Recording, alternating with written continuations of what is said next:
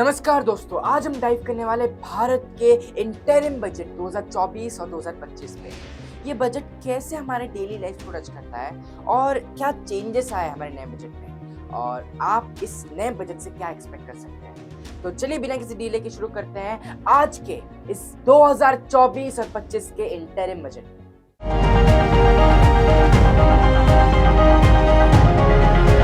Honorable Speaker, I present the interim budget for 24-25. तो चलिए सबसे पहले स्टार्ट करते हैं गवर्नमेंट के डिटेल्ड इनकम और एक्सपेंडिचर से। लास्ट ईयर इंडिया ने 44.90 लाख करोड़ एक्सपेंस किया था और इनकम कुछ 30 लाख करोड़ था। ये अप्रोक्सीमेट वैल्यूज है, एक्चुअल फिगर्स और भी बहुत ज्यादा डीप है। जब हम रेवेन्यू की बात करते हैं और एक्सपेंडिचर की बात करते हैं, चलिए जानते हैं कि गवर्नमेंट रेवेन्यू कहाँ से कलेक्ट करते हैं और एक्सपेंस कहाँ पे करते हैं। चलिए शुरू करते हैं सबसे पहले रेवेन्यू से। गवर्नमेंट के रेवेन्यू सोर्सेस है, सबसे पहले सरकार का सबसे बड़ा रेवेन्यू सोर्स है टैक्सेस, जो टोटल रेवेन्यू का लगभग 56% है। हाँ जी 56%, जिसमें से 19% आता है इनकम टैक्स से, यानी कि जो आप और हम हमारे इनकम में से टैक्स भरते हैं उसे हम लोग इनकम टैक्स कहते हैं। फिर आता है कॉर्पोरेशन टैक्स, जो कंपनीज को लगता है, वो होता है 17% ऑफ इनकम। जीएसटी और बाकी टैक्सेस को देखा जाए तो 18% ऑफ इनकम बनता है। अब सोचिए, जीएसटी आप हर चीज पे पे करते हैं, चाहे वो बिस्किट हो या चाहे वो बाइक हो, आप हर चीज पे जीएसटी पे करते हैं, उस पे इतना % गवर्नमेंट का इनकम आता है।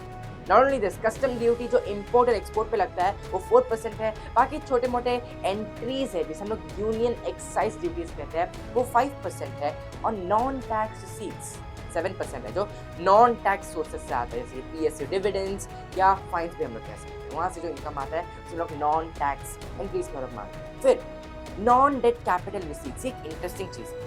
एक इंटरेस्टिंग चीज है because non debt capital receipts जो है वो सिर्फ 1% है। ये बेसिकली सरकार अपने एसेट्स को बेचने पे जो इनकम कर पाता है, जैसे कि पीएसयू शेयर्स या इसे हम लोग डिसइन्वेस्टमेंट भी कहते हैं। तो कोई भी एसेट बेचने से जो इनकम आता है वो गवर्नमेंट का इस परसेंटेज ऑफ रेवेन्यू में ऐड हो जाता है। फिर बोरोइंग एंड लायबिलिटीज। अब बोरोइंग एंड लायबिलिटीज, अब बात करते हैं कर्जे की। हाँ जी, सरकार भी उधार लेती है और इस साल ये अमाउंट है टोटल बजट का 28%। ये देखिए, सरकार को अपने प्रोजेक्ट्स और स्कीम्स को कंप्लीट करने के लिए इनकम तो चाहिए, तो कहाँ से लेके आए इतना ज़्यादा इनकम? तो वो बोरो करते हैं, चाहे वो फॉरेन नेशनल से हो या हमारे नेशनल से ही हो, वो बोरो करते हैं, कर्जा लेते हैं और उसके ऊपर बाद में फिर इंटरेस्ट पे करते हैं, जो हम लोग एक्सपेंस पे जानते हैं। तो अभी बारी आ चुका है एक्सपेंडिचर वो भी जानने का कि गवर्नमेंट एक्सपेंस कहाँ पे करती है। अब आते हैं खर्चे पे। सबसे बड़ा खर्चा है इंटरेस्ट पेमेंट में। जैसे कि हमने जाना, गवर्नमेंट बहुत ज़्यादा लोन भी लेती है, कर्जा भी लेती है, उसमें से 20% जो हमारा एक्सपेंस है वो इंटरेस्ट पे करने में चला जाता है। जो कर्जा लिया गया है उसका ब्याज देने में 20% चला जाता है। फिर आते हैं सेंट्रल सेक्टर स्कीम्स और सेंट्रली स्पॉन्सर्ड स्कीम्स पर, जो दोनों मिलकर 24% बनाते हैं। ये स्कीम्स जैसे कि health care, education, infrastructure, defence, ये सब कुछ में जो है अमाउंट आता है। डिफेंस की बात करते हैं, वो 8% खर्चा होता है। बजट का जो सब्सिडीज है, जैसे फूड, फर्टिलाइजर्स, फ्यूल्स, ये सब के लिए कुछ 6% लगते हैं और बाकी का पैसा जाता है स्टेट्स के शेयर्स और टैक्सेस और अलग अलग चीज़ों पर। जो स्टेट्स को अमाउंट जाता है टैक्स का, एग्जाम्पल, गवर्नमेंट ने 100 रुपए कमाए, उनको राज्यों को भी कुछ अमाउंट देना पड़ता है, स्टेट्स को भी कुछ अमाउंट देना पड़ता है टैक्सेस में से, जो 20% है। और finance commission and others transfer पर भी 8% पे जाता है, पेंशन्स पे 4% और अदर एक्सपेंडिचर्स पे 9% अमाउंट एलोकेट होता है। अब चलिए जानते हैं इम्पैक्ट क्या पड़ता है कॉमन पीपल पर बजट का।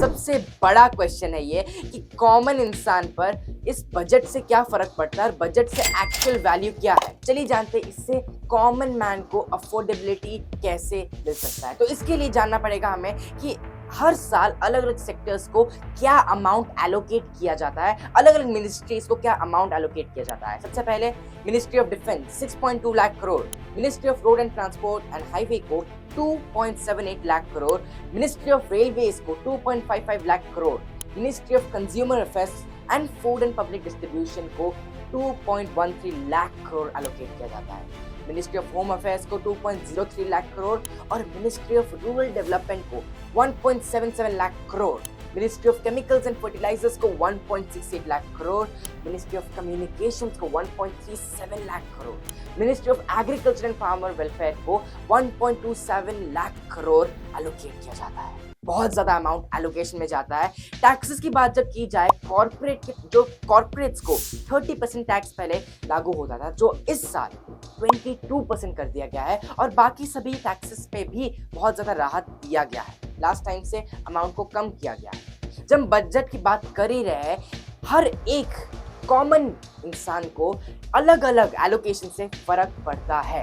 तो दोस्तों, इंटरिम बजट 24-25 लाया है कुछ सिग्निफिकेंट अनाउंसमेंट जो हमारी इकोनॉमी की ट्रैजेक्टरी को जरूर एक अलग शेप दे सकता है और एक अलग पाथ पे लेके जा सकता है। लेकिन ये जो चेंजेस है, हमारी इकोनॉमी का भी इम्पैक्ट होता है और हमें फील होता है। बेसिकली हर एक इंसान के डेली लाइफ में बजट का एक इम्पोर्टेंस होता है। जैसे जैसे बाकी लोग बजट को अनफोल्ड करते जाएंगे, आपका क्या रहा है इस बजट पे? Do comment down below. और आपका क्या एस्पेक्ट है? क्या इस बार का जो बजट है वो रियली इम्पैक्टफुल है, या आप एक्चुअल बजट का, इस बार तो इंटरिम बजट है, क्या आप एक्चुअल बजट का वेट कर रहे हैं? तो अगले वीडियो तक कीप लर्निंग, कीप ग्रोइंग। मिलते हैं अगली बार।